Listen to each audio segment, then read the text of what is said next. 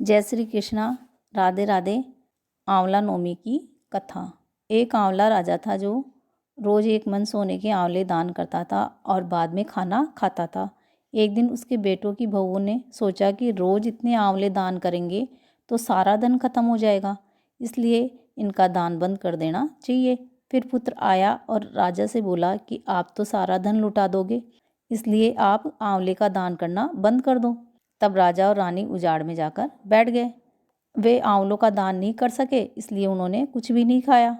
तब भगवान ने सोचा कि अगर हमने इनका मान नहीं रखा तो दुनिया में हमें कोई नहीं मानेगा।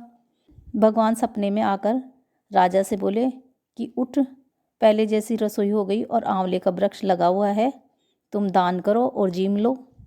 तब राजा रानी ने उठकर देखा तो पहले जैसा राजपाट हो गया और सोने के आंवले वृक्ष पर लगे हुए हैं। तब राजा रानी 1.25 मन आंवले का दान करने लगे। वहाँ पर बेटे बहू के घर अन्नदाता का बैर पड़ गया।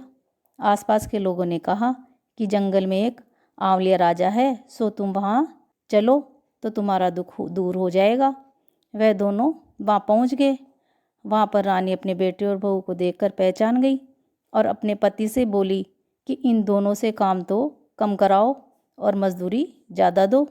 एक दिन रानी ने अपनी बहू को बुलाकर कहा कि मुझे सिर सहित नहला दो। बहू सिर धोने लगी तो बहू के आँख से आंसू निकलकर रानी की पीठ पर पड़ गया। तब रानी बोली कि मेरी पीठ पर आंसू गिरे हैं, मुझे कारण बताओ।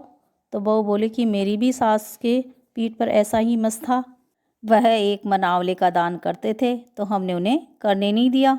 तब सासू बोली कि हम ही तुम्हारे सास ससुर हैं, तुमने हमें निकाल दिया था परंतु भगवान ने हमारा सत रखा।